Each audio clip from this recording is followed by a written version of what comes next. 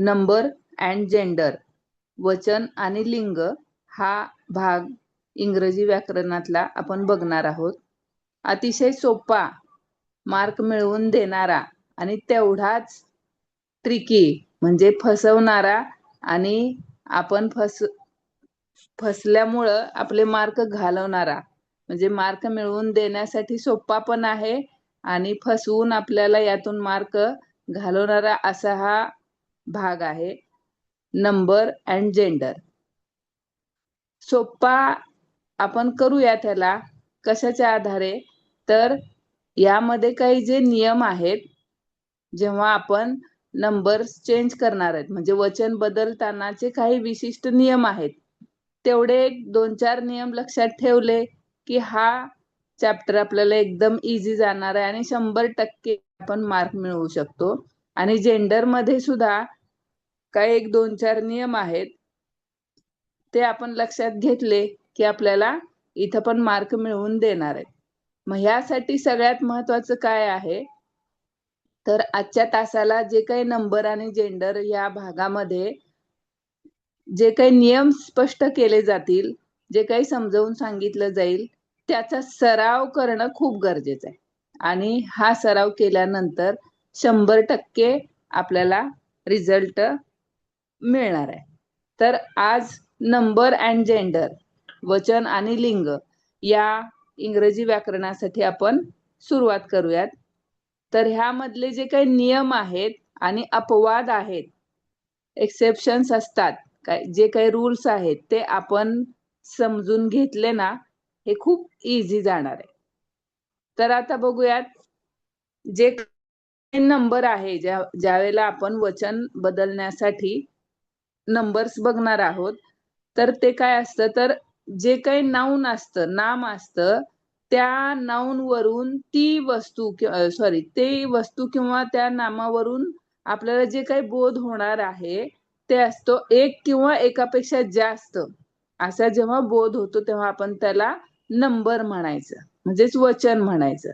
नामावरून ती वस्तू एक आहे की एकापेक्षा जास्त आहे, त्याच्यावरून आपल्याला जो काही बोध होणार आहे तो असतो नंबर, म्हणजेच वचन.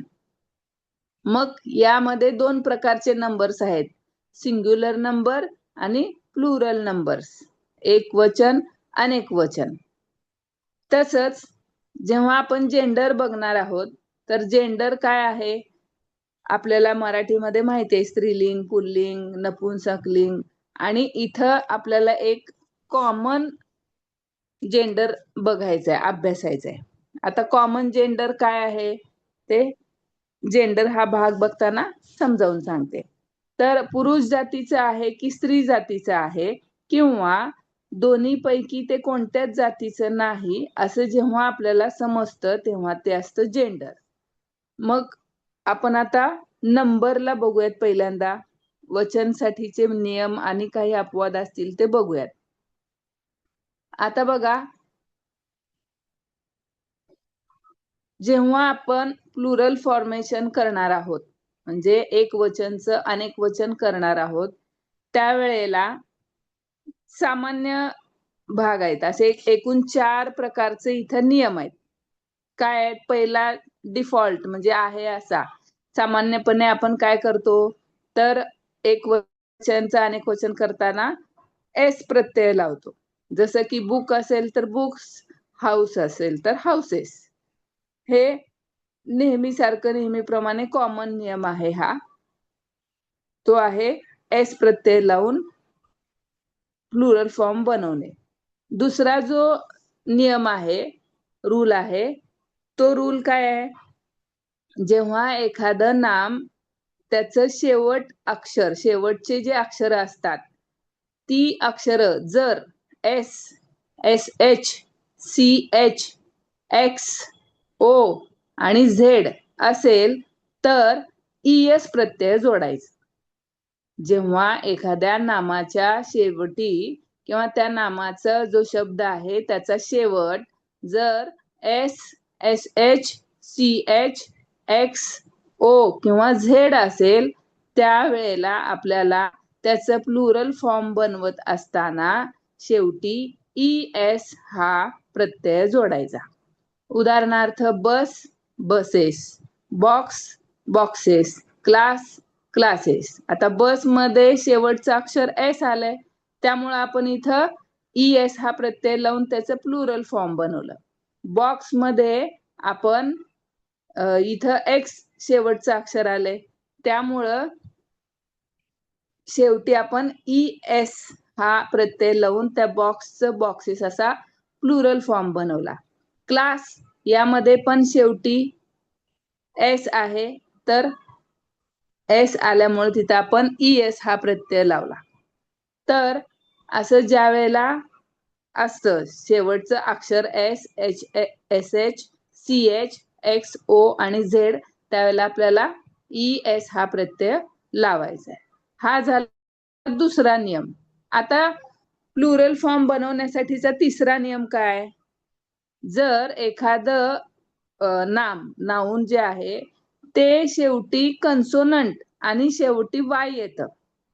जेव्हा एखाद्या नाउनला शेवटी Y हे कन्सोनंट येतं, त्यावेळेला काय करायचंय, ते Y ला बाय करायचंय. Y ला बाय करायचं म्हणजे Y काढून टाकायचं आणि त्याच्या जागी IES हा प्रत्यय जोडायचा आहे. उदाहरणार्थ बघा, आर्मी. आता आर्मी मध्ये शेवटी Y आले, Y ला बाय करायचं आणि त्याच्या जागी काय घ्यायचं, IES. आता इथं Y च्या आधी कन्सोनंटच आहे, M आहे. आर्मी मध्ये ARMY M आहे, हे कन्सोनंटच आहे, पण शेवटी Y आहे. मग अशा वेळेला Y काढून IES लावायचं. अजून एक उदाहरण बघा, बेबी, BABY. इथं Y च्या आधी पण कन्सोनंटच आहे, म्हणजे व्यंजनच आहे. तर व्यंजन आणि शेवटी Y असेल तर Y काढून तिथं प्लुरल फॉर्म करत असताना IES लावायचं, म्हणून बेबीचं होतं बेबीज. आता पुढचा जो नियम आहे प्लुरल फॉर्म बनवण्यासाठी, तो आहे ends in vowel plus Y. आता आपण जस्ट बघितला की Y च्या आधी कन्सोनंट असेल तर Y ला आपण बाय केलो.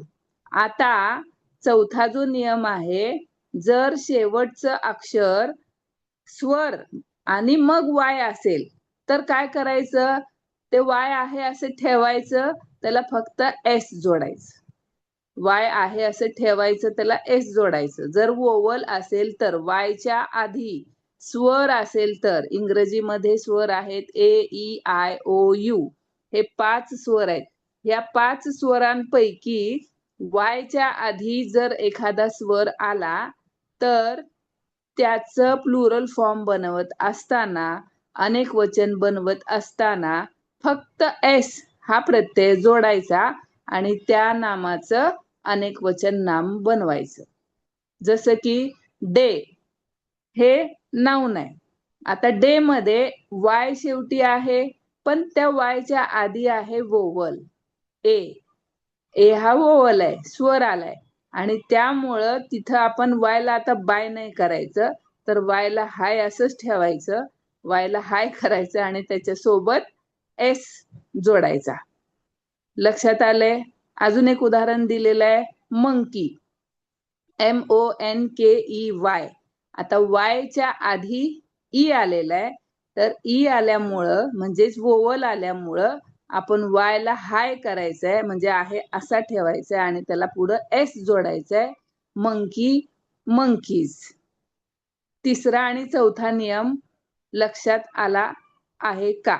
असेल तर चॅटमध्ये येस पाठवा.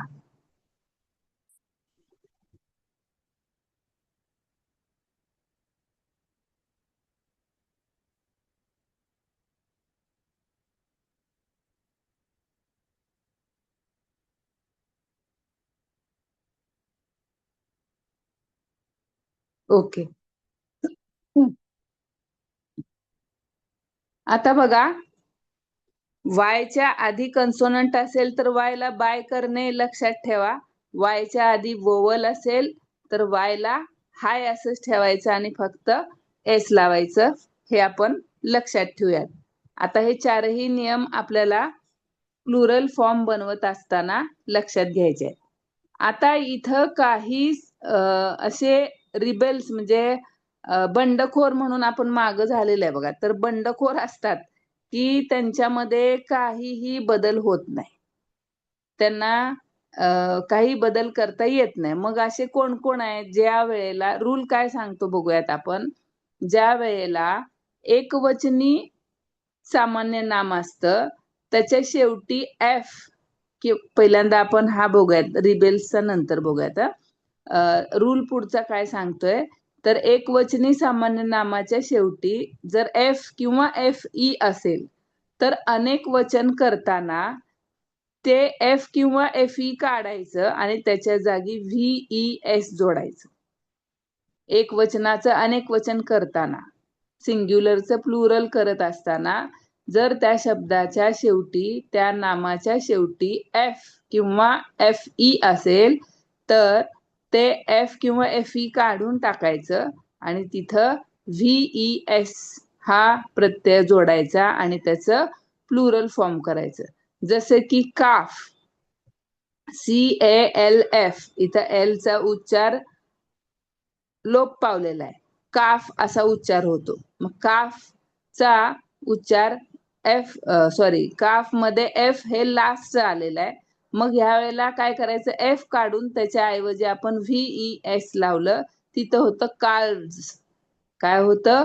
कार्व्स. हे त्याचं प्लुरल फॉर्म होतं. Calf calves, wife wives, knife knives, leaf leaves. असं जेव्हा नामाच्या शेवटी एफ किंवा एफ ई येतं त्यावेळेला एफ किंवा एफ ई काढून त्याच्या जागी व्ही ई एस जोडायचं. हा एक पाचवा नियम लक्षात ठेवा. आता या सगळे आपण आता जे 5 नियम बघितलो त्याला काही अपवाद आहेत, बंडखोर आहेत, जे की त्या हा जो 5वा नियम आहे त्याला हा अपवाद असा नियम आहे. तो काय? आता आपण बघितला नियम, काय बघितला की एफ किंवा एफ ई असेल तर ते काढायचं आणि व्ही एस लावायचं. पण इथं काय आहे, रूफ, चीफ, सेफ, बिलीफ हे जे शब्द आहेत, हे जे नाम आहेत, ह्यांचा पण शेवट एफ नीच झालेला आहे किंवा एफ ई नीच झालेला आहे. पण हे रिबेल्स आहेत, म्हणजे हे अपवाद आहेत, हे बंडखोर आहेत. ह्यांच्यामध्ये जेव्हा आपण प्लुरल फॉर्म बनवणार आहोत त्यावेळेला हे एफ ई एफ काढायचं नाहीये, तर त्याला एस आहे असं लावायचंय. हे एक ठराविक 4 शब्द आहेत, रूफ, चीफ, सेफ, बिलीफ असे हे अपवादात्मक 4 शब्द आहेत.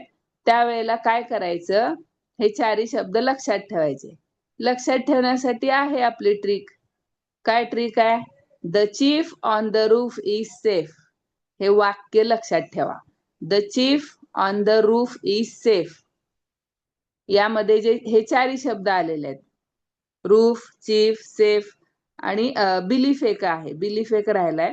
तर हे 4ही शब्द जे आहेत त्यासाठी हे वाक्य लक्षात ठेवा. आणि इथं शेवट आपण काय करणार आहे, एफ न काढता, एफ ई न काढता त्याचं एस हे घेणार आहोत. हे शब्द लक्षात ठेवा, हे वाक्य लक्षात ठेवा, स्क्रीनशॉट काढून घ्या.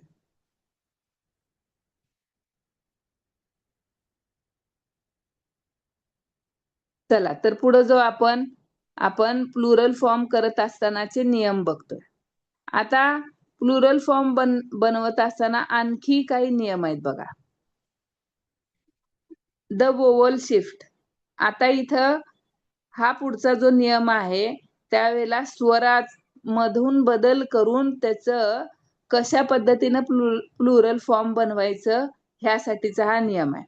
आता बघा, मॅन आहे तर मॅन मध्ये वोवल काय आहे? ए आहे, MAN. हे ए हा वोवल आहे आणि त्याचं अनेक वचन होत असताना तो वोवल शिफ्ट करायचा, बदलायचा आणि मेन, मॅनचं मॅन्स किंवा हे होत नाही, अनेक वचन करताना मॅन्स होत नाही तर तिथं मेन होतं. का होतं तर हा नियम आहे तिथं. तर हे जे वोवल आहे ते वोवल ह्यातला बदल करायचा. मॅनचं मेन हे अनेक वचन असणार आहे. टूथ, टूथ मध्ये डबल ओ म्हणजे हा वोवल आहे. मग त्याच्याऐवजी त्याचं अनेक वचन होत असताना काय होणार आहे? टीथ. माऊस, ओ च इकडं वोवल झाला आय, माईस. गूज, इथं डबल ओ च झालं डबल ई, गीज. माऊस, माईस, गूज, गीज. आता ऑक्झेन जो आहे, ऑक्स आणि ऑक्झेन हा इथं अपवाद आहे. तर ऑक्सचा ऑक्झेन असा होतो आणि अनेक वचन होत असताना ऑक्स, ऑक्झेन. आता हे जे आहेत ते अनेक वचन आणि त्याचं हे पण आहे, स्त्रीलिंग रूप पण आहे. माऊस, माईस, गूज, गीज, ऑक्स, ऑक्झेन. हे त्याचं काय आहे? स्त्रीलिंग रूप पण आहे. हे पण लक्षात घ्या. आता इथं एक महत्वाचा नियम दिलाय बघा राईट साईडला. The take and art o exemptions. Sorry. यामध्ये बघा आपल्याकडं असे काही शब्द आहेत जे तांत्रिक किंवा कला विषयक काही अक्षर असतात, काही शब्द असतात आणि त्यामध्ये ओ शेवटी आल्यावर काय होतं बघा. आपल्याकडं कॉमन काही शब्द आहेत ते आता मँगो असेल तर त्याचं अनेक वचन होत असताना आपण ईएस लावतो. सॉरी, मँगोज होतं, मग त्यावेळेला ईएस होतं. पण टेक्निकल किंवा असे आर्ट मध्ये काही वर्ड्स आहेत जे फॉरेन लँग्वेज मधून आलेले आहेत. परदेशी भाषेतून हे काही शब्द असे आलेले आहेत. तर किंवा ते आर्टशी रिलेटेड असतात. जसं की पियानो आहे, रेडिओ आहे. मग इथं शेवटी ओ आहे. मग ओ आहे तर आपण ओ एसच लावायचंय इथं. इथं असे जे आर्ट किंवा टेक्नॉलॉजीशी टेक्निकल जे रिलेटेड शब्द आहेत फॉरेन लँग्वेज मधून आलेले, ते जे शब्द आहेत त्याला प्लुरल फॉर्म बनवत असताना एसच लावायचंय. मग ते आर्टशी रिलेटेड असतील किंवा टेक्निक तांत्रिक बाब म्हणजे टेक्निकलशी रिलेटेड असतील असे जे शब्द आहेत तर त्या शब्दांना आपण एस हा प्रत्यय लावायचा आहे. आणि आपण जेव्हा मँगो, पोटॅटो, टोमॅटो असे जे शब्द आहेत ते आपले कॉमन भारतीय शब्द आहेत. ते आर्टशी रिलेटेड नाही आहेत किंवा तांत्रिकशी रिलेटेड नाही आहेत, म्हणून त्यांना काय करायचं आहे? ईएस प्रत्यय लावायचा आहे.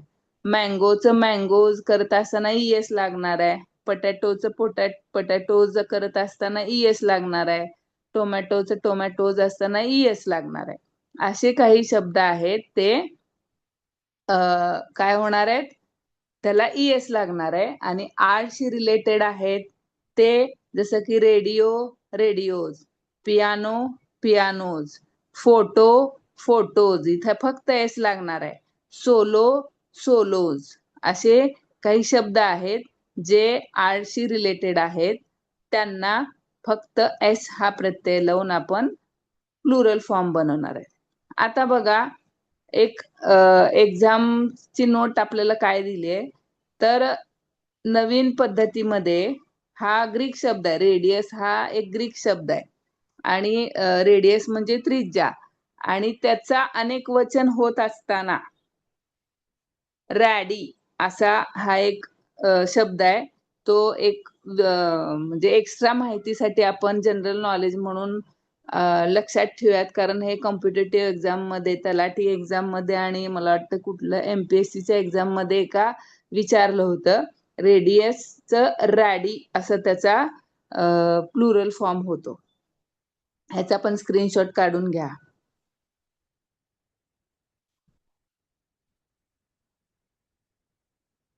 चला, हे लक्षात आलंय. आता आपण पुढे जाऊयात.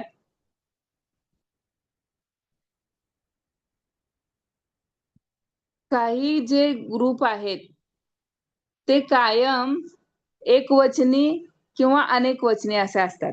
जसं की बघा आता पहिला ग्रुप आपण बघूयात, सायलेंट ग्रुप आहे.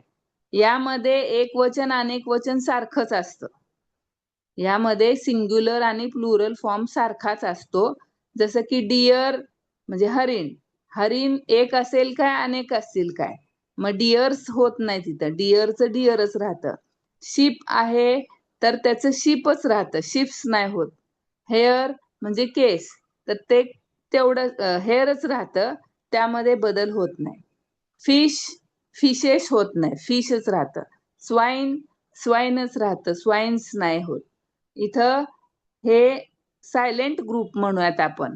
जसं आपण माग पार्टिसिपल पास्ट पार्टिसिपलचे ग्रुप केलं होतं, तसेच असे काही ठराविक शब्द आहेत, ठराविक नाऊन आहेत, ते अनेक वचन करत असताना त्यांच्यामध्ये बदल होत नाही, तो असाच राहतो. असे ठराविक शब्द काय करा, माहिती घ्या त्याची, आणि आपल्या व्याकरणाच्या पुस्तकातून म्हणा, स्कॉलरशिपच्या वगैरे पुस्तकातून आपल्याला ह्याबद्दल छान तक्ते दिलेले आहेत बघा. तर त्यातले आपण असे शब्द काढून त्याचा एक तक्ता बनवूयात आणि त्याचा सराव करूयात, जे बदलतच नाही, ज्यांचं वचन बदललं जात नाही, आहे असेच, म्हणजे एक वचन अनेक वचन मध्ये सेमच राहतात. जसं deer, sheep, hare, fish, swine आहेत, तशा पद्धतीचे आणखी काही आहेत. तसा एक तक्ता करून ठेवूयात. आता काही जे शब्द असतात ते कायम प्लुरल फॉर्म मध्ये असतात, कायम अनेक वचनामध्ये असतात. जसं की cattle, people, police, wedges, spectacles, हे कायम अनेक वचनी शब्द म्हणून असतात. ते अनेक वचना म्हणूनच त्यांचा उपयोग केला जातो. आता एक एस जे दिसतं आपल्याला, काही शब्दांच्या शेवटी, काही नामांच्या शेवटी एस असतं, मग आपण फसतो बघा इथं. हे एस आहे म्हणजे हे प्लुरल फॉर्म आहे का काय असं आपल्याला वाटतं. एस आहे म्हणजे हे अनेक वचनी आहे का काय असं वाटतं. पण ते दिसताना शेवट त्याचा जरी एस नी झालेला असेल तरी त्याचा वापर आपण एक वचनी म्हणूनच करायचा असतो. त्याला म्हणायचं एस इम्पोस्टर्स, म्हणजे फसवे आहे हे. आपल्याला हे फसवतं, एस जे आहे ते फसवतं, भ्रम निर्माण करतं आपल्यामध्ये. काय भ्रम निर्माण करतं, हे अनेक वचनी आहे का काय. मग आपल्याला एक्झाम मध्ये असा ट्रॅप देतात, एरर करेक्शन करा म्हणून देतात, आणि मॅथमॅटिक्स आर असं देतात, किंवा फिजिक्स आर, न्यूज आर असं देतात. मग आर हे अनेक वचनी वर्ब आहे, आणि पण त्याच्या आधी आलेलं जे नाऊन आहे, मॅथमॅटिक्स, फिजिक्स, न्यूज असं जर काही आलं तर ते एक वचनी असतं. मग आपण एक्झाम एरर मध्ये बरोबर तो जो काही पर्यायामध्ये दिलेला असतो तिथं आरच्या ऐवजी इजच पाहिजे. कारण हे सगळे जरी दिसताना शेवट त्यांचा एस असेल, शेवट त्यांचा एस नी झालेला असेल, दिसताना ते प्लुरल फॉर्म मध्ये दिसत असतील, तरी पण हे एक वचनीच असतात. Mathematics, physics, news, innings, politics असे हे सगळे जे शब्द आहेत ते एक वचनीच असतात. चला पुढे जाऊयात आपण. आता नंबर मध्ये काय अडचण आहे का, समजलं असेल तर येस म्हणा चॅट मध्ये.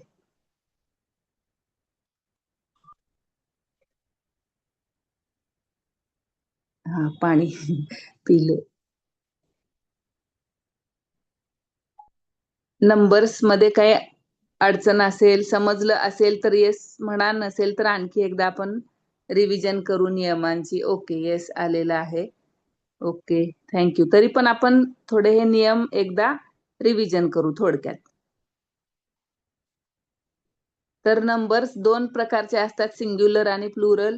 त्यामध्ये हे काही नियम आहेत. डिफॉल्ट नियम मध्ये काय, फक्त आपण नामाला एस जोडून त्याचं प्लुरल फॉर्म करायचा. दुसरा नियम काय सांगतो, तर नामाच्या शेवटचं अक्षर S, S H, C H, X, O, Z असेल तर ई एस जोडायचं.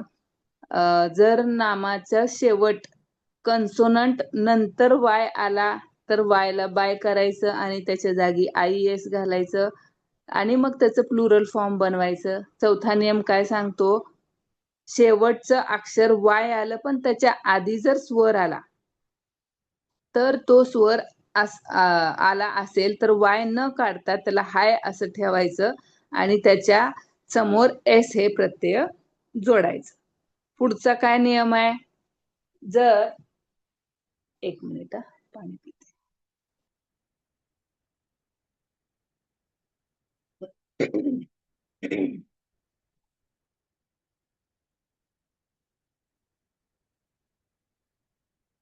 जर एकवचनी सामान्य नामाचे शेवटी एफ किंवा एफ ई असेल तर ते काढून त्याच्या जागी व्हीई एस हा प्रत्यय जोडायचा.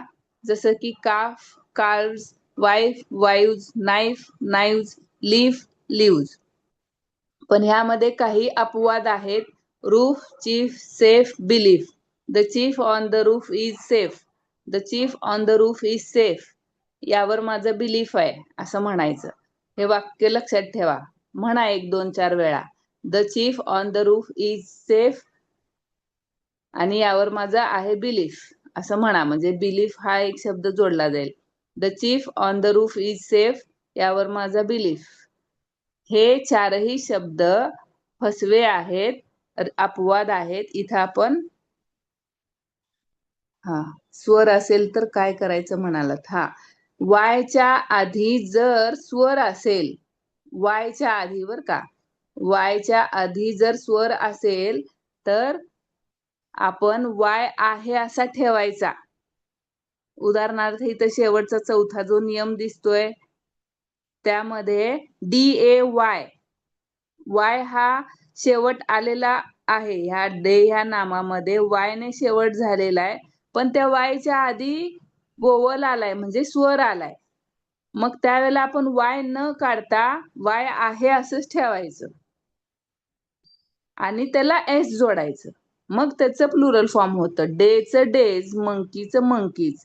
आणि जर समजा वायच्या आधी कन्सोनंट आलं, व्यंजन आलं, AEI सोडून राहिलेले जे अल्फाबेट्स येतात, जसं की तिसरा नियम काय सांगतो, आर्मी मध्ये ARMY, इथं पण वाय शेवटी आलेला आहे, पण ह्या वायच्या आधी कन्सोनंट आलाय म्हणजे व्यंजन आलंय. मग त्यावेळेला हे वाय काढायचं आणि जेव्हा वायच्या आधी व्यंजन येतं तेव्हा ते शेवटी प्लुरल करत असताना वाय काढायचं आणि त्याच्या जागी IES जोडून त्याचं प्लुरल फॉर्म बनवायचं. आर्मीचं आर्मीज करत असताना, अनेक वचन करत असताना वायच्या आधी एम आलंय. एम हा कन्सोनंट आहे म्हणून आपण वाय काढला आणि तिथं IES करून त्याचं आर्मीज असं अनेक वचन केलं. बेबी हा पण शब्द वायच्या आधी बी आलंय. बी हा कन्सोनंट आहे. मग कन्सोनंट आल्यावर वाय काढून टाकायचं, त्या वायच्या जागी IES घालायचं आणि त्याचं प्लुरल फॉर्म बनवायचं. Baby, babies. आपल्याला लक्षात काय घ्यायचं, वाय शेवट आला का आपल्याला 2 बाबी लक्षात घ्यायच्या. वायच्या आधी कन्सोनंट आलं, व्यंजन आलं का वाय काढायचं आणि वायच्या आधी वोवल आले तर वाय हाय असंच ठेवायचं, त्याला फक्त एस लावायचं. लक्षात आलं का वर्धमान सर? ओके. आता इथं the chief on the roof हे लक्षात आलेलं असेल. हे काही अपवादात्मक शब्द आहेत. इथं शेवट बघा, आपल्याला इकडं डाव्या बाजूला नियम काय सांगितलाय, जर ओके छान समजून सांगता, थँक्यू मॅडम. तर बघा शेवटचा नियम काय सांगितलंय, शेवटी नामाच्या शेवटी जर एफ आला असेल तर आपल्याला नियम काय सांगतो, प्लुरल बनवताना ते एफ काढून किंवा FE असेल तर FE काढून VES हा प्रत्यय जोडायचा आहे. असं आपल्याला प्लुरल फॉर्म बनवताना करायचंय. पण एक ठराविक हे 4 शब्द असे आहेत, हे 4 नाम असे आहेत की त्याच्या शेवटी एफ येतो, पण तो एफ न काढता त्याचं अनेक वचन करत असताना एफ न काढता तिथं एफ आहे असा ठेवून किंवा FE आहे असा ठेवून तिथं फक्त एस हा प्रत्यय जोडून त्याचं अनेक वचन होतं. असे हे ठराविक 4-5 शब्दच आहेत. ते कुठले शब्द आहेत? Roof, chief, safe, belief. त्यासाठी एक वाक्य आपण बनवलं, the chief on the roof is safe. यावर माझा आहे बिलीफ असं म्हणा, किंवा तुम्ही अजून ते बिलीफ साठी काहीतरी जोडून वाक्य तयार करा. तयार करून मला पाठवा किंवा आपल्या ग्रुपवर पाठवा, म्हणजे तुम्हाला ती ट्रिक लक्षात येईल. ते वाक्य छान वेगळं जरा इनोव्हेटिव्ह केलात तर ते लक्षात राहायला सोपं जाईल. मग असे जे शब्द आहेत रूफ, चीफ, सेफ, बिलीफ, ह्याचं प्लुरल करत असताना फक्त एस जोडायचं आहे, एफ काढायचं नाहीये. जसं डाव्या बाजूला नियम सांगतो तसं हे शब्द अपवाद आहेत. आणि पुढचा आपला नियम आपण बघितला होता, जे आर्टशी रिलेटेड शब्द असतात, जे टेक्निकल शब्द असतात, त्यामध्ये काय असतो, ओ हा जेव्हा आर्टशी रिलेटेड असणाऱ्या नामांच्या शेवटी जर येत असेल तर तिथं ओच्या जागी ओला त्या शब्दाला ओच्या समोर फक्त एसच लावायचंय प्रत्यय. जे ओ ने शेवट होणारे शब्द आहेत, पण ते शब्द कुठले, जे टेक्निकल असतील किंवा जे आर्टशी रिलेटेड असतील. जसं की सांगितलं मगाशी पियानो, रेडिओ, फोटो, हे सगळे टेक्निकल आणि आर्टशी रिलेटेड आहेत. म्हणून त्यांचं प्लुरल फॉर्म करत असताना फक्त एस जोडलो. आणि जे कॉमन आपले इंडियन शब्द आहेत, जसं की मँगो, पटॅटो, टोमॅटो, इथं शेवट ओनीच झालेला आहे, पण त्यांना आपण प्लुरल फॉर्म बनवत असताना ईएस हा प्रत्यय जोडून त्याचं प्लुरल करायचं आहे. हा नियम लक्षात आलाय. आणि परीक्षेला तलाठी एक्झामला हा एक रेडियसचा अनेक वचन शब्द आलेला होता त्याच्यावर प्रश्न. तर हा एकमेव ग्रीक शब्द आहे आणि हा असा आहे की त्याचं अनेक वचन रॅडी असं आहे. त्याला काय एस वगैरे वेगळं लागत नाही, हा एक वेगळाच आहे. आता इथपर्यंत आपल्याला सर्वांना समजलंय. आणि काही शब्द असे आहेत ज्याचं प्लुरल फॉर्म आहे, सिंग्युलर आणि प्लुरल दोन्ही सारखंच असतं, जसं की deer, sheep, hare, fish, swine.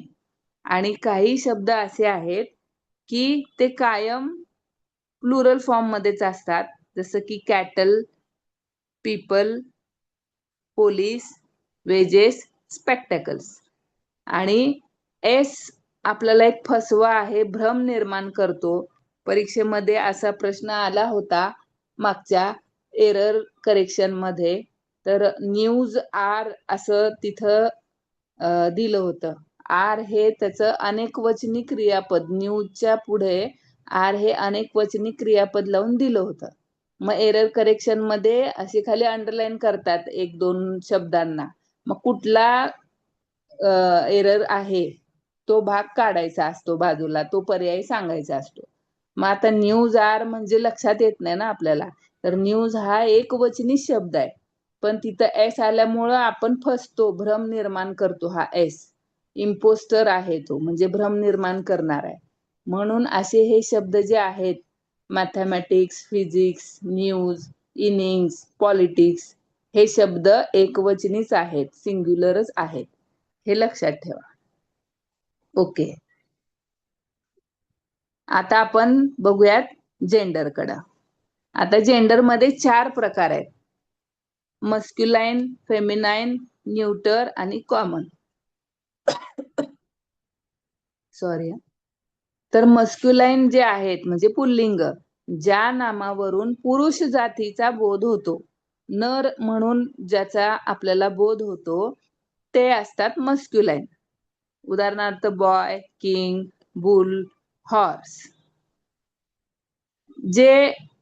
ज्या नामावरून आपल्याला स्त्री जातीचा बोध होतो, मादी जातीचा बोध होतो, ते असतात फेमिनाइन म्हणजे स्त्रीलिंगी. त्यामध्ये गर्ल, क्वीन, काऊ, मेअर. पुढे बघा न्यूटर म्हणजे नपुंसक लिंगी. तर यामध्ये आपल्याला ते निर्जीव वस्तूचा बोध होतो, जी स्त्रीलिंग पण नाही, पुल्लिंग पण नाही, तर ह्यामध्ये आपल्याला निर्जीव असतं. जसं की आपण मराठीमध्ये तो असेल तर पुल्लिंग, ती असेल तर स्त्रीलिंग, आणि ते असतील तर आपण ते हे जर लागत असेल त्याला तर ते नपुंसकलिंग समजतो. तसंच इथं निर्जीव ज्या काही वस्तू आहेत त्याचा बोध होतो, ते असतात न्यूटर. जसं की book, school, pen, table.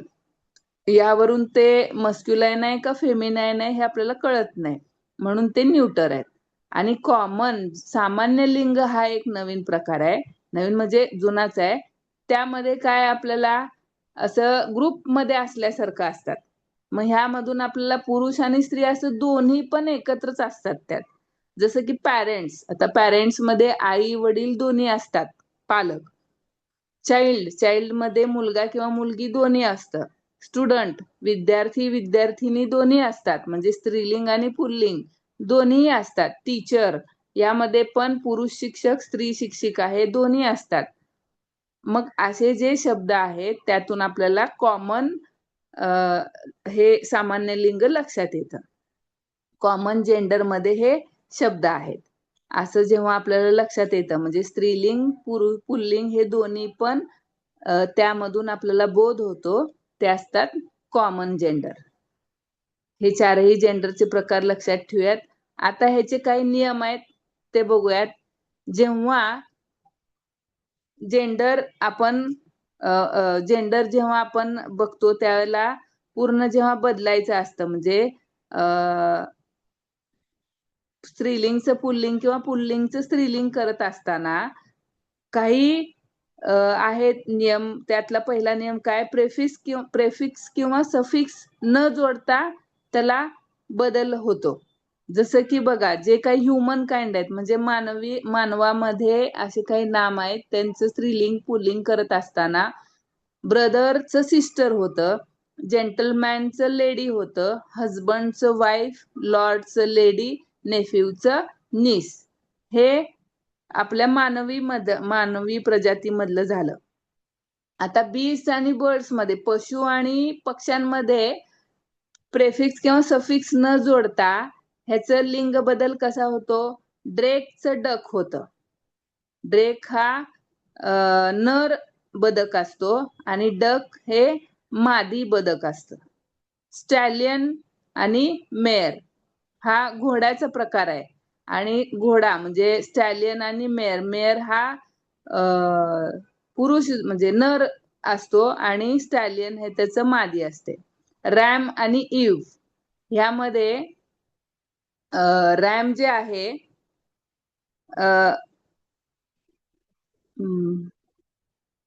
RAM आणि इव्ह म्हणजे एक मिनिट. हा, मेयर मीन्स घोडी. हा बरोबर आहे, मेयर मीन्स घोडी आणि स्टॅलिन म्हणजे घोडा. बरोबर आहे, खेचर. हा, करेक्ट आहे.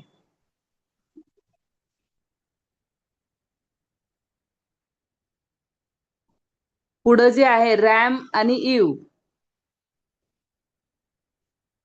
Manisha madam, mayor is feminine. हा बरोबर आहे की. मी काय हे म्हणले का, मस्क्युलाईन म्हणले का? ओके, सॉरी हा. तर मेयर म्हणजे स्त्रीलिंग आहे ना, मादी जमात येत आहे, मादीचं आहे. आणि स्टॅलिन म्हणजे घोडा म्हणजे नर जमात आहे. Okay, thank you Manisha madam. हा, तर रॅम आणि इव हे काय बरं, रॅम आणि इव बघ, मेंढी मेंढी वाटतं. एक मिनिट, आपण बघूयात त्याचा अर्थ.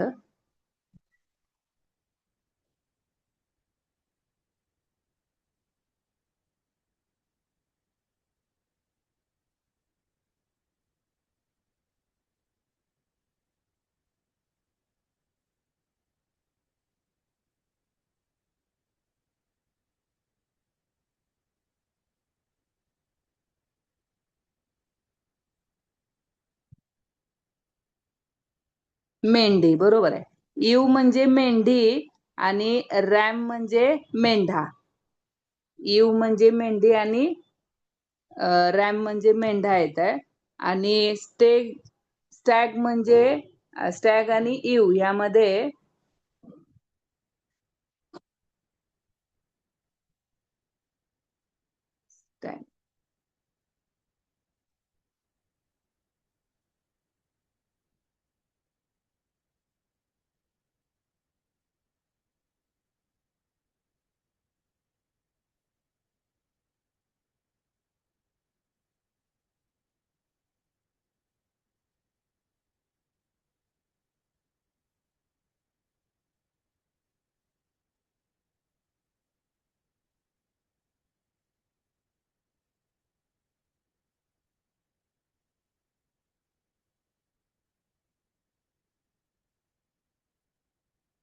एक मिनिट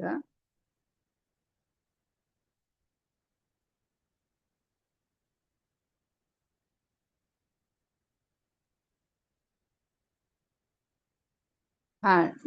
हरिण हरिण किंवा सशाची मादी असतं. डव म्हणजे हरिण किंवा सशाची मादी असं दिलंय आणि स्टॅग म्हणजे त्याचं नर रूप आहे. आता बघा आपल्याला एक्झाम मध्ये फेवरेट काय येतं बघा. फेवरेट आहे हे एक्झाम मध्ये पाठ देतातच. फॉक्स आणि त्याचं स्त्रीलिंग रूप काय आहे? विगझेन आहे. फॉक्स कोल्हा आणि विगझेन कोल्ही हे आपल्याला नेहमी एक्झाम मध्ये येतं. तर जेंडर जेव्हा येतात त्या बदल करण्यासाठी, तर त्यावेळेला प्रेफिक्स आणि सफिक्स न जोडता काही नामं आहेत. त्यामध्ये हे नाम आहेत. एक ह्युमन काइंड मध्ये बघितलो आणि आपण बीस्ट आणि बर्ड्स मध्ये बघितलो. त्यानंतर आपण सफिक्स ऍड करून जे लिंग बदल होतात असे बघा. तर त्यामध्ये पहिला जो प्रकार आहे ते डायरेक्ट ऍडिशन करायचं. काय? ई डबल एस लावून ह्याचं स्त्रीलिंग पुल्लिंग करायचं. आता ऑथर आहे तर त्याचं ई डबल एस लावून आहे असं ऑथरेस होणार आहे. हेअर आहे तर त्याचं हेअरेस होणार आहे. मेयर असेल तर मेयरेस होणार आहे. म्हणजे इथं डायरेक्ट हा पहिला जो प्रकार आहे त्यामध्ये आपण डायरेक्ट ऍडिशन करायचं. ई डबल एस लावायचं. दुसरा जो प्रकार आहे त्यामध्ये काय करायचंय? वोवल ड्रॉप करायचंय आणि ई डबल एस लावायचंय. जसं की कंडक्टर आहे. आता कंडक्टरचं स्पेलिंग CONDUCTOR. आता आरच्या आधी इथं काय आलाय? वोवल आलाय. ओ हा स्वर आहे. मग तो स्वर काढायचा आणि तिथं काय करायचंय? ई डबल एस म्हणजे आरच्या पुढं ई डबल एस लावून त्याचं चेंज करणार आहे आपण. स्त्रीलिंग पुल्लिंग असं होतं. कसं? जर वोवल आला शेवटच्या अक्षरापुढं तर तो वोवल काढायचा आणि ई डबल एस लावायचा आणि त्याचं स्त्रीलिंग पुल्लिंग चेंज करायचं. कंडक्टरचं कंडक्ट्रेस, एम्पररचं एम्प्रेस, हंटरचं हंट्रेस. हा दुसरा प्रकार आहे. तिसरा जो प्रकार म्हणायचं त्याला काही एक्सेप्शन आहे. म्हणजे हा आत्ता जो स्वर सांगितला, स्वर आल्यावर स्वर काढून तिथं डायरेक्ट ई डबल एस लावायचा. तर इथं गॉड आणि मास्टर हे जे काही शब्द आहेत तर हे अपवाद आहेत. इथं GOD मध्ये ओ हा स्वर आलाय पण इथं त्याचं लिंग बदल करत असताना न काढता तिथं त्या डीचं डबल डी केलंय. गॉडेस झाले. आणि मास्टर ह्यामध्ये पण आरच्या आधी ही ई हा स्वर आलेला आहे पण इथं ते न काढता, हा स्वर न काढता मिस्ट्रेस झालेला आहे. इथं वोवलचं शिफ्ट झालेलं आहे. आणि हा जो अपवाद आहे, जो दुसरा नियम होता त्याला हे दोन शब्द अपवाद आहेत. असे अपवादात्मकच आपल्याला मुद्दाम परीक्षेत टाकतात आणि आपल्याला गोंधळ करतात. त्यासाठी आपण काय करायचं? सराव करायचा. सराव हा एकमेव त्याच्यावरचा मार्ग आहे. असे जे अपवादात्मक शब्द आहेत त्याचा आपण सराव करायचा.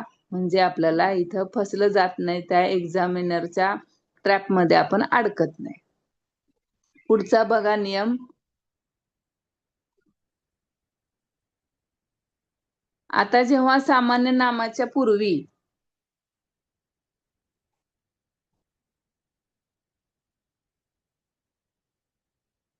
एक मिनिट.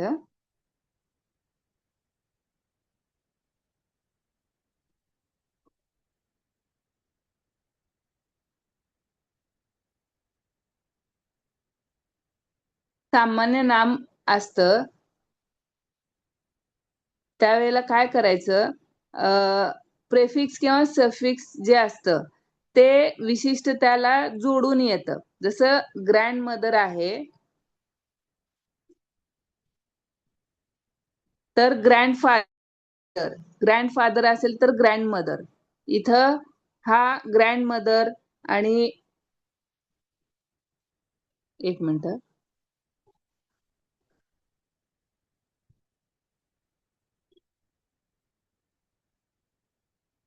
जरा फोनचा प्रॉब्लेम झालाय. हा, तर बघा, grandfather, grandmother, landlord, landlady, peacock, peahen, milkman, milkmaid, fisherman, fisherwoman असे काही शब्द आहेत. तर त्यांना काय होतं, तर हे जे सफिक्स लावलेलं आहे ते सफिक्स चेंज करून तिथं आपल्याला लिंगभेद आपल्याला करता येतं, दाखवता येतं की ह्या नियमामध्ये काय होतं, ग्रँडफादर, ग्रँडमदर, इथं जे काही फादर आणि मदर हे सफिक्स आहे, तर हे सफिक्स जेव्हा लिंग बदल करत असताना हे असे सफिक्स चेंज करायचे आणि त्याचा परीक्षेमध्ये अशा प्रकारचे आल्यावर आपण करतो. असे काही ठराविक शब्द आहेत. Grandmother, landlord, landlady, peacock, peahen, milkman, इथं काही उदाहरणं दिलेले आहेत. असा एक गट आपण शोधायचा आणि ज्याचं सफिक्स चेंज करून किंवा काही असे पण आहेत त्याचं प्रेफिक्स चेंज करून जे येतात, तर ते आपण काय करायचं, त्याचा गट करून त्याचा सराव करायचा. आता एक महत्वाचा नियम काय आहे बघा, जेव्हा आपण असे काही शब्द असतात, जसं की कमांडर इन चीफ, हे एक नाम आहे आणि हे नाम कंपाऊंड नाम आहे, म्हणजे संयुक्त नाम आहे. कमांडर इन चीफ ह्या 3 शब्दांचं मिळून हे नाम झालेलं आहे. मग आता ह्याचं आपण चेंज करत असताना, जेंडर चेंज करत असताना काय करणार आपण, काय येईल सांगा. कमांडर इन चीफ ह्याचं आपल्याला जेंडर चेंज करायचंय. टाका बरं चॅट मध्ये.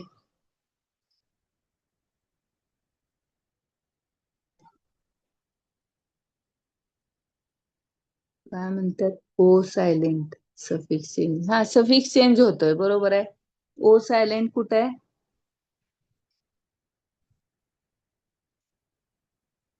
ग्रँडमदर, ग्रँडमदर मध्ये ना. हा, ओ सायलेंट आहे, बरोबर.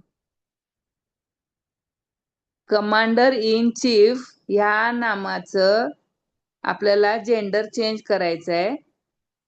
चॅट मध्ये पाठवा कसं चेंज होतंय.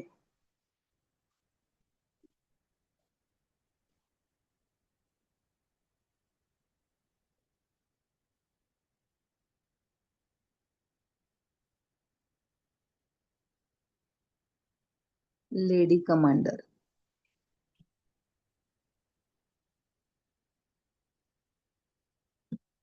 लेडी कमांडर असं मनीषा मॅडमनी पाठवलंय, बघा काय येईल.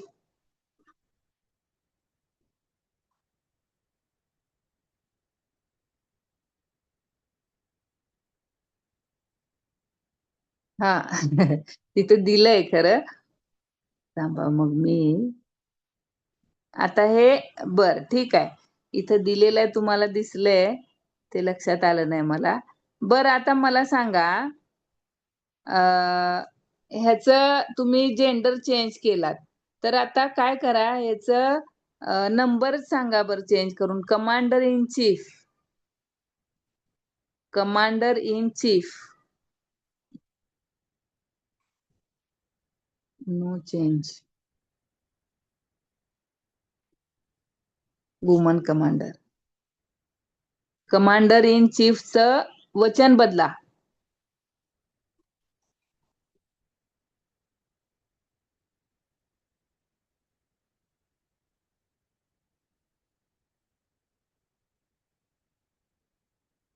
वचन बदलून सांगा त्याचं.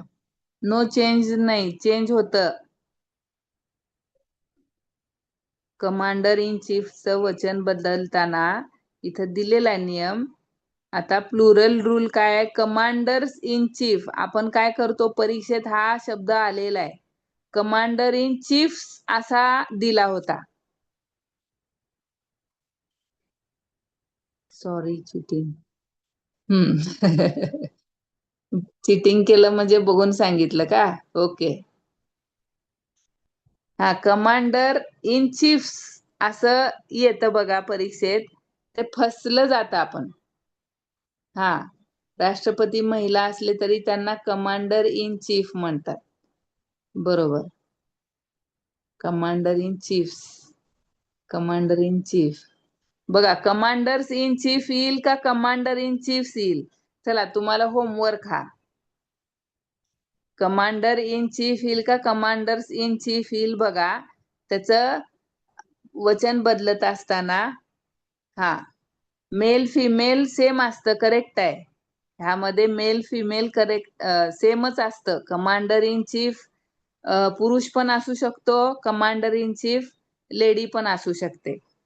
मग त्यावेळेला आपल्याला हे ओळखण्यासाठी काय करायचं, त्याच्या सोबत ही आणि शी किंवा त्याचं हे करत असताना म्हणजे सामान्य नाम काय म्हणायचं, प्रोनाऊन, त्याचं जे प्रोनाऊन असतं, सर्वनाम जे असतं ते चेक करायचं. त्याचा नियम पुढे एक आहे, पुढच्या स्लाइडला सांगते मी.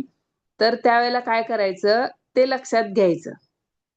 त्यामध्ये ऍडिशन आता वरती पण सांगितलंय बघा, ही ऑर शी ऍडिशन जेव्हा असतं, जेव्हा लिंगाची ओळख करायची आहे त्यावेळेला आपण ही किंवा शी त्याला काय प्रोनाऊन लागतं हे चेक करायचं आणि त्याच्यावरून ओळखायचं की ते कुठलं जेंडर आहे. आणि तेव्हा चेंज करत असताना तिथं वुमन कमांडर किंवा लेडी कमांडर असं आपण देऊ शकतो.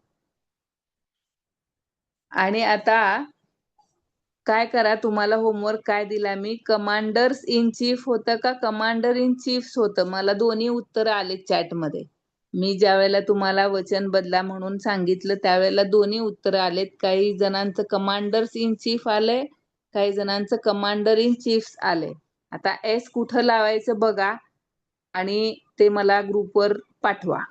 होमवर्क आहे तुम्हाला हा, म्हणजे त्याशिवाय तुम्हाला लक्षात येणार नाही आणि परीक्षेला आलेला आहे बरं का हा प्रश्न. आता पुढं बघा, जेव्हा नंबर आणि जेंडर दोन्ही आपल्याला असं वाक्यशुद्धीकरणामध्ये येतं त्यावेळेला काय करायचं, सिंग्युलर मस्क्युलाइन आणि प्लुरल फेमिनाइन करायचं असतं. त्यावेळेला उदाहरण एक दिलेलं आहे, the master and the boy. आता इथं सिंग्युलर मस्क्युलाइन करायचं आणि प्लुरल फेमिनाइन करायचं. तर कसं केलंय त्याचं विश्लेषण संश्लेषण, तर द मिस्ट्रेस म्हणजे मास्टरचं काय झालंय, मिस्ट्रेस झालंय आणि बॉयचं आपण काय करणार आहे, नंबर चेंज करणार, सॉरी नंबर प्लस त्याचं जेंडर दोन्ही चेंज करत असताना गर्ल्स येणार आहे. असं आपल्याला दोन्ही पण वाक्यशुद्धीकरणामध्ये येतं.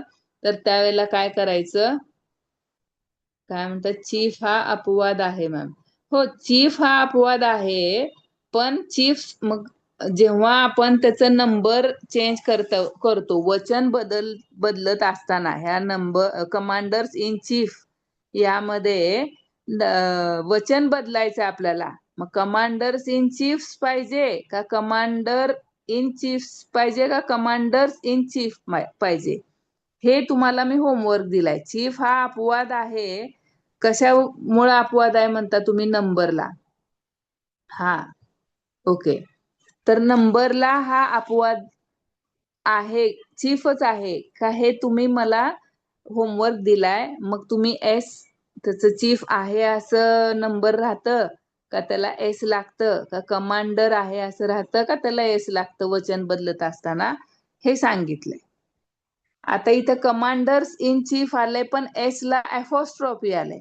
मग ऍफॉस्ट्रॉफी आल्यावर अजून त्याचा अर्थ बदलतो बघा. रिअल मी कोण आहे त्यांनी पाठवलं, ऍफॉस्ट्रॉफी एस आले ते बघा, म्हणून तुम्हाला व्यवस्थित लक्षात घेऊन बघा. तर आता जेव्हा असं वाक्य शुद्धीकरणासाठी येतं त्यावेळेला बघा, हो बरोबर आहे, ते पद आहे पण ते पद अनेकांना पण असतं ना, मग आपल्याला त्याचं अनेक वचन करत असताना काय करायचं, येतं ते परीक्षेत आलेला आहे तो प्रश्न, त्याचं वचन बदला म्हणून प्रश्न आलेला आहे. ते जरी पद असलं वर्धमान सर, ते जरी पद असलं तरी पण आपल्याला त्याचं अनेक पद असतात ना, त्यात अनेक जण असतात ना त्या पदावर, मग त्यामुळे त्याचं वचन बदलत असताना काय येतं हे लक्षात घ्या आणि ते शोधा म्हणजे लक्षात येईल. ते पद आहे बरोबर आहे, मग त्या पदावर अनेक जण असतात, मग अनेक जणांचा जेव्हा आपल्याला उल्लेख करायचा आहे तर ते अनेक वचनी करण्यासाठी काय करावं लागतं हे सांगितलं. हा, ओके. तर बघा, दुसरा जो चॅलेंज आपल्याला काय येतो, तर अ जेंटलमॅन अँड हिज नेफ्यू. आता हे दोन्ही पण आपल्याला चेंज करायचंय, काय, नंबर आणि जेंडर. मग त्याचं कसं होतंय फायनल संश्लेषण, लेडीज अँड देअर नीस. आता बघा, हिज च देअर केलंय, लक्षात घ्या. हिज हे एक वचनी आहे आणि देअर हे अनेक वचनी आहे. नुसतं फक्त नेफ्यूच त्यांनी अनेक वचनी केलेलं नाहीये. नेफ्यू म्हणजे भाची आणि नीस म्हणजे भाच्या, असं आपण म्हणू. मग आता इथं भाचीच भाच्या होत असताना त्याच्या आधी जे काही कॉमन नाऊन आहे, इथे ट्रॅप असतो बघा, त्याचं चेंज करत असताना हिजच देअर करावं लागतं. म्हणजे त्याचा जे प्रोनाउन आहे, सर्वनाम आहे, त्याचं सुद्धा आपल्याला चेंज करावं लागतं वचन. आणि हेच इथं आपल्याला जी काही एक की सांगितलंय, जेव्हा in sentence transformation ensure pronoun his असेल तर त्याचं देअर करायचं आणि match the new number and gender. मग त्याला आपण त्याचा न्यू, त्याचं काय असेल बदललेला नंबर आणि जेंडर, हे वाक्य लक्षात ठेवा. हे स्क्रीनशॉट काढून घ्या आणि लक्षात ठेवा. जेव्हा आपण वाक्य शुद्धीकरणासाठी येईल किंवा आपल्याला एरर करेक्शन साठी येईल, असे मुद्दाम चॅलेंज देतातच. त्यावेळेला काय करायचं, आता चॅलेंज दुसरं बघतोय आपण, अ जेंटलमॅन अँड हिज नेफ्यू. यामध्ये आपण जेंटलमॅन आणि नेफ्यू यांचं आपण वचन आणि लिंग दोन्ही बदलतोय. त्यावेळेला जेंटलमॅनचं लेडीज झालं आणि फक्त लेडी नाही झालं, लेडीज झालं. इथं जेंटलमॅन एकच आहे, जेंटलमेन नाही आहे, जेंटलमॅन एकच आहे. त्याचं आपण लिंग पण बदललं आणि वचन पण बदललं, त्याचं लेडीज झालं. आणि पुढचं काय, अँड हिज नेफ्यू, आणि त्याचा भाचा किंवा भाची असं म्हणू. तर भाची जी आहे त्याची, म्हणजे हे त्याची एकट्याची झाली. पण आपण आता इथं नंबर बदलतोय, वचन बदलतोय, त्यावेळेला तिथं लेडीज अनेक झाल्या आणि त्यांच्या भाच्या असं येणार आहे. म्हणजे त्याच्याशी रिलेटेड जे प्रोनाउन येणार आहे त्याचं सुद्धा आपल्याला नंबर चेंज करावा लागतो. हे खूप बारीक आहे बघा, आणि इथंच आपण फसलं जातो. त्यामुळं हे लक्षात घ्या की जेव्हा असं ही प्रोनाउन जे येतात त्या हिजचं देअर करायला विसरू नका. हे स्क्रीनशॉट काढून घ्या आणि ह्याचं एक हेच करून ठेवा, बोर्ड कागद छान मोठा प्रिंट काढून आणा किंवा लिहा हाताने तक्ता, आणि असे काही ठराविक नियम आहेत ते लावून ठेवायचे. चला, लक्षात आलं असेल तर आपण येस म्हणून पाठवा बरं चॅटमध्ये. आतापर्यंतचा नंबर आणि जेंडरचा जो भाग आहे लक्षात आला असेल तर येस. Okay okay. चला, आता आपण पुढे जाऊयात. थोडक्यामध्ये आपण ह्याच्यावर हा ओके एकदा उजळणी करूयात. जे काही आता आपण नंबरच्या बाबतीत, वचन बदलण्याच्या बाबतीत बघितलं, नियम काय काय बघितले. एफ आलं, शेवटी आलं बघा इथं. हा, इथं तुम्हाला आता जे होमवर्क दिलाय ते सापडलं. चीफ हा जो मगाशी अपवाद सांगितला होता, चीफ्स येणार नाहीये. चिफ्स चिफ्स येणार आहे, तर तिथं काय होणार आहे, व्हीई येणार नाही. आपल्याला एफ शेवटी असेल आणि एफ ई शेवटी असेल तर काय होतं, चेंज करत असताना आपण त्याला एस लावलं, एफ ई किंवा एफ काढतो आणि तिथं व्ही एस लावतो. पण आता इथं चीफ आलंय, हे एफ अपवादात्मक आहे, त्यामुळं चीफ मध्ये एफ न काढता त्याला फक्त एस लावून त्याचं प्लुरल फॉर्म बनलेला आहे. हा एक नियम आपण मगाशी बघितला. नंतर काय बघितलो, एस हे इम्पोस्टर म्हणजे भ्रम निर्माण करणार आहे. मग भ्रम निर्माण करणारे असे मगाशी आपण शब्द बघितले, मॅथमॅटिक्स आहे, न्यूज आहे, इनिंग्ज आहे, असे शेवटी एस येतात, जे की प्लुरल फॉर्मचा आपल्याला भ्रम निर्माण करतात, पण ते खरं सिंग्युलर असतात. आणि ऑलवेज प्लुरल जे असतात, जसं की कॅटल आहे, पीपल आहे, असे जे आहेत ते कायम प्लुरल फॉर्म मध्ये असतात. हे झालं नंबरच्या बाबतीत. आता आपण जेंडरच्या बाबतीत एक उजळणी करूयात. तर कम्प्लीट शिफ्ट जे आहे, फॉक्सचं विक्झन हे पूर्ण बदलून येणारे शब्द आहेत. ड्रेकचं डक. आणि वोवलच्या बाबतीतलं आपण सांगितलं की वोवल ड्रॉप करायचा आणि ESS लावायचा. तर त्यावेळेला पण ऍक्टरचं ऍक्ट्रेस ओ हा वोवल काढून तिथं पुढं RES लावायचं. आणि गॉड आणि कुठला शब्द होता त्याचं डबल झालं, कुठला शब्द होता गॉड बरोबर अपवाद असणारे ह्या वोवल साठी? आठवतंय का बघा बरं? हा, गॉड बरोबर अजून एक अपवादाचा शब्द होता. गॉडचं गॉडेस झालं. इथं वोवल ड्रॉप करण्याचा जो नियम होता त्याला हे दोन शब्द अपवाद होते. गॉड हा एक शब्द होता. अजून एक कुठला शब्द होता?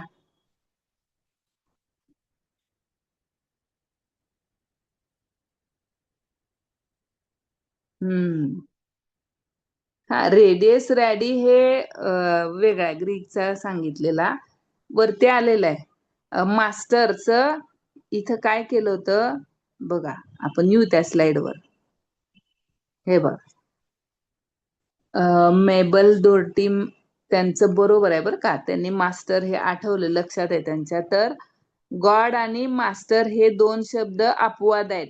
कुठला वोवल ड्रॉप करून त्याला जेंडर चेंज करत असताना आपला नियम दुसरा काय सांगत होता की तो वोवल काढायचा आणि ESS लावायचा. पण ह्यामध्ये गॉड आणि मास्टर ह्यामध्ये वोवल येतं, स्वर येतो ओ आणि ई, पण ते न काढता त्याला RES आहे असं, आर आहे असं ठेवलेलं आहे आणि लावलेलं आहे. पुढं त्याचं जेंडर चेंज केलेलं आहे. मास्टरचं मिस्ट्रेस झालंय, इथं पूर्ण शिफ्ट झालेलं आहे वोवल.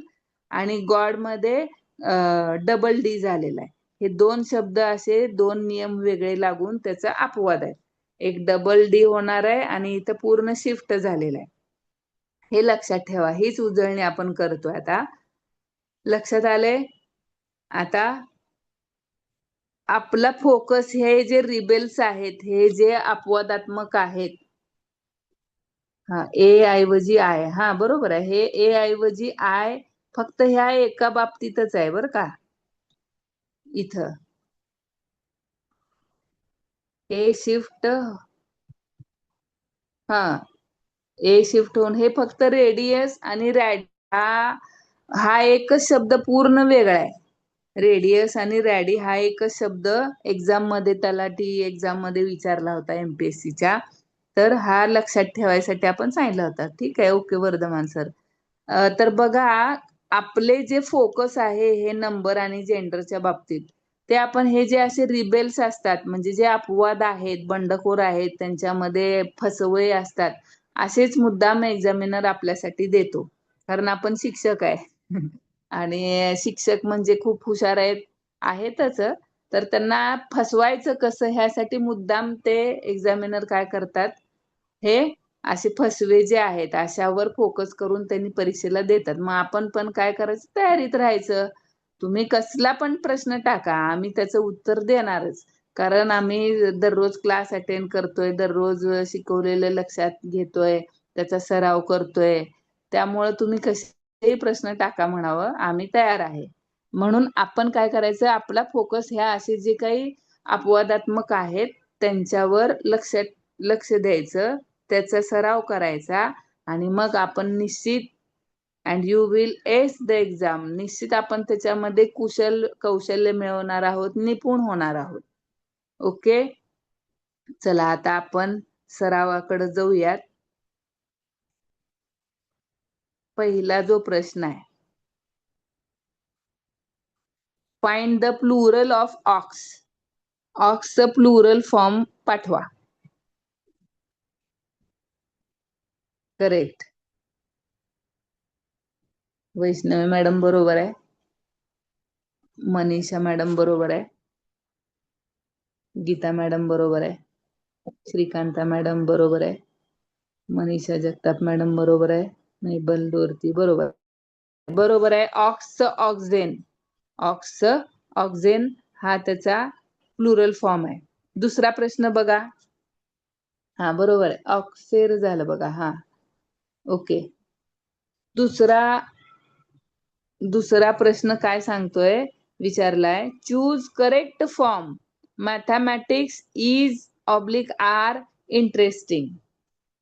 इज येणार का आर येणार? इज करेक्ट आहे. आलेले आहेत उत्तर बरोबर दिलेले आहेत.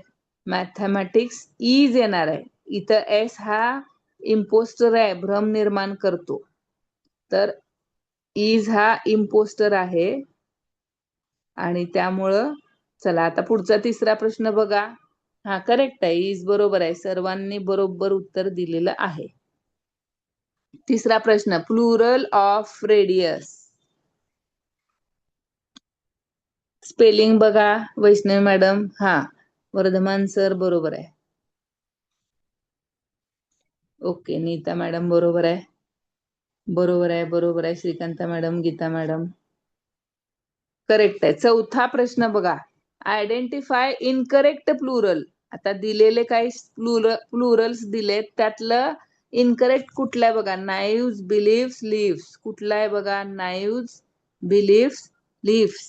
यामध्ये चुकलेलं कुठलं आहे बघा. करेक्ट आहे. वैष्णवी मॅडम, मेबल, डोरती बरोबर आहेत. गीता मॅडम बरोबर आहेत. तन्वी मॅडम बरोबर आहेत.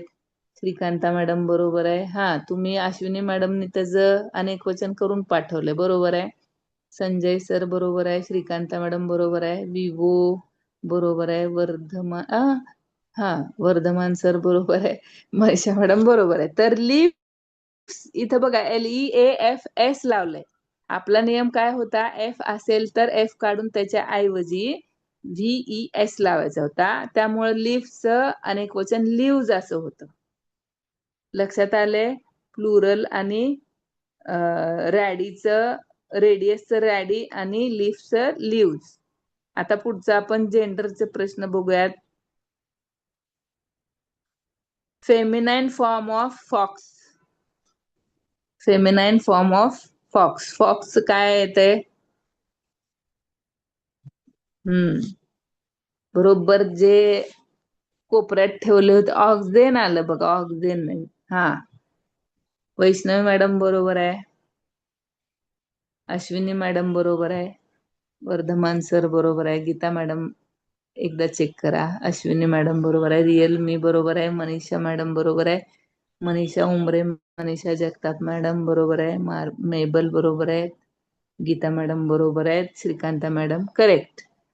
आता ट्रान्सफॉर्म एम्पररचं आपल्याला जेंडर चेंज करायचं आहे. ट्रान्सफॉर्म करा एम्पररचं. काय होतंय बघा, शेवटी ओ आले आणि त्याचं आपल्याला ओके.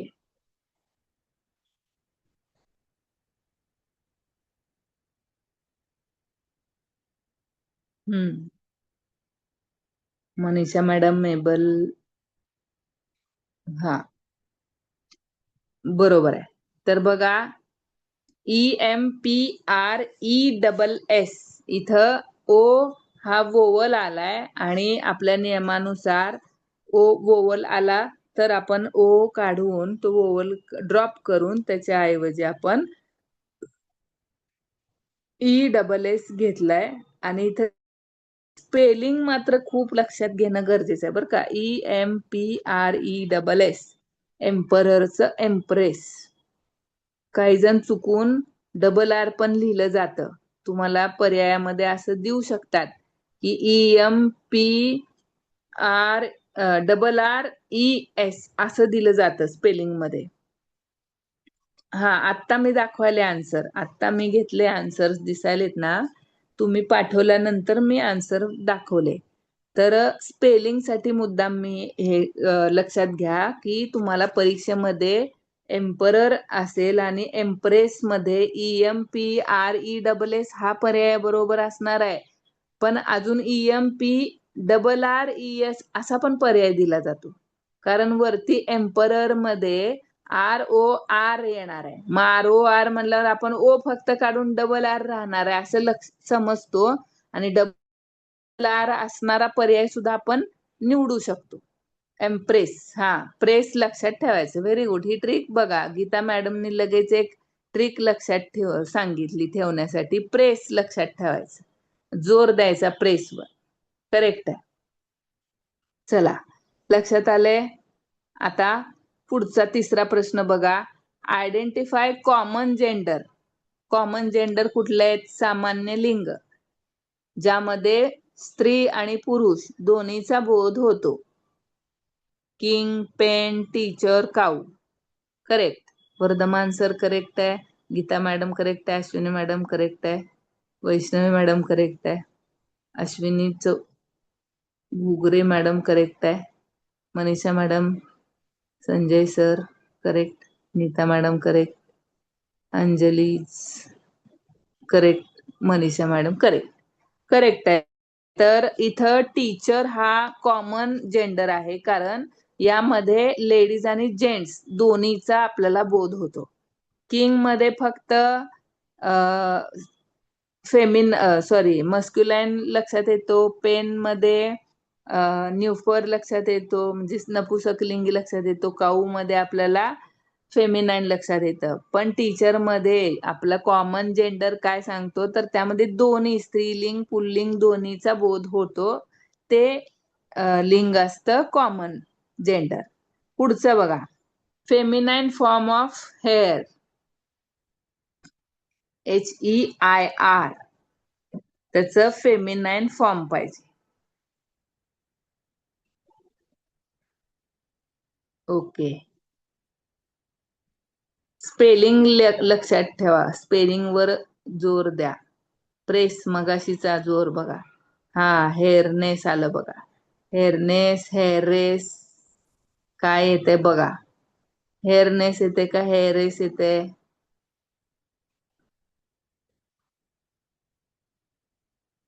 बघा बरं एकदा, पाठवा.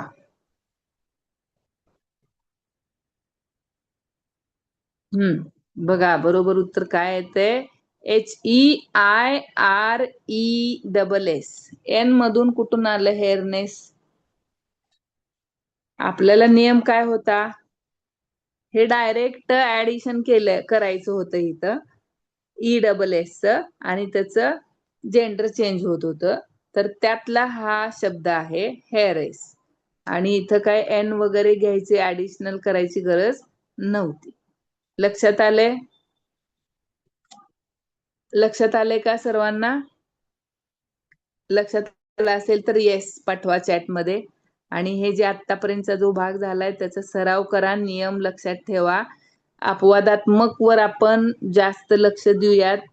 आणि अपवादात्मक कडे लक्ष देत असताना कॉमन कडे चुका नको. बघा, आपल्या वर्गात पण असे हुशार विद्यार्थी असतात की अवघड अवघड गणित सोडवतात एकदम लगेच, आणि सोपे सोपे गणित चुकतात. तसं व्हायला नको. आपण दोन्हीकडं आपण खूप हुशार आहोत. त्यामुळे काय होतंय, साध्या साध्या चुका आपल्याकडून होऊ शकतात. म्हणून आपण नीट विचार करून लक्षात घ्यायचंय. ओके, सर्वांना समजलेलं आहे. थँक्यू. आपण थांबूयात इथं. भेटूयात पुढच्या तासाला. Bye bye. सराव करा. उद्याची टेस्ट